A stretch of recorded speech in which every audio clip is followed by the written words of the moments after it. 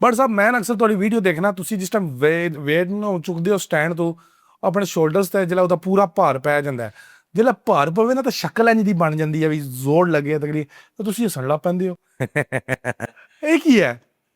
ਦਰਅਸਲ ਹਰ ਪਲੇਅਰ ਦੀ ਨਾ ਇੱਕ ਉਹ ਹੁੰਦੀ ਹੈ, ਸਪੈਸ਼ਲ ਚੀਜ਼ ਹੁੰਦੀ ਹੈ। ਮੇਰੀ ਜਿਹੜੀ ਹੈ ਨਾ ਉਹ ਹੈ ਵੇ ਕਿ ਮੈਂ ਜ਼ਮੀਨ ਤੋਂ ਜਦੋਂ ਚੁੱਕ ਲਵਾਂ ਨਾ ਵੇਟ, ਤੇ ਅਗਰ ਮੇਰੇ ਉਹ ਧੌਣ ਤੱਕ ਆ ਗਿਆ ਵੇਟ, ਪੰਜਾਬੀ ਕਿਹਾ ਜਾਏ ਧੌਣ ਤੱਕ, ਮਤਲਬ ਇੱਥੇ ਤੱਕ ਆ ਗਿਆ, ਇੱਥੇ ਤੱਕ ਆ ਗਿਆ, ਅੱਲਾ ਨੇ ਮੈਨੂੰ ਅਲਹਮਦੁਲਿਲਾ ਇੰਨੀ ਕੁ ਤਾਕਤ ਨਾਲ ਨਵਾਜ਼ਿਆ ਕਿ ਮੈਨੂੰ ਉੱਤੇ ਬਾਲਾ, ਲੋਕਾਂ ਨੂੰ ਬਾਲਾ ਕੱਢਣ ਦਾ ਇਸ਼ੂ ਹੁੰਦਾ, ਮੈਨੂੰ ਬਾਲਾ ਕੱਢਣ ਦੇ ਵਿੱਚ ਅੱਜ ਤੱਕ ਮੈਂ ਬਾਲਾ ਨਹੀਂ ਛੁੱਟਿਆ। ਇੱਥੇ ਤੱਕ ਹੀ ਰੋਲ ਹੈ ਤੁਹਾਨੂੰ? ਮੈਨੂੰ ਸਿਰਫ ਇੱਥੇ ਤੱਕ ਰੋਲ ਹੈ ਉੱਤੇ ਵੇਟ ਸੁੱਟਣ ਦਾ।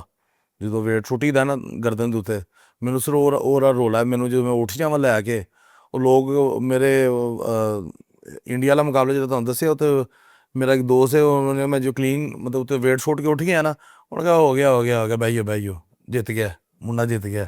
ਅਜੇ ਬਾਲਾ ਵੀ ਨਹੀਂ ਕੱਢਿਆ ਸੀ, ਤੇ ਉਹਨੇ ਵੀਡੀਓ ਬੰਦੇ ਕਿਹਾ, ਉਹਨੇ ਕਿਹਾ ਕਿ ਉਹ ਜਿੱਤ ਗਿਆ ਬਹਿਓ।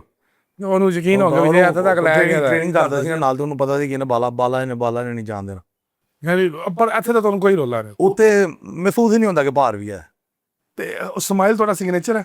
ਹਾਂਜੀ ਹੈ ਦੱਸਦੇ ਆ ਵੀ ਇਹ ਰੋਲਾ ਹੀ ਕੋਈ ਨਹੀਂ। ਹਾਂ।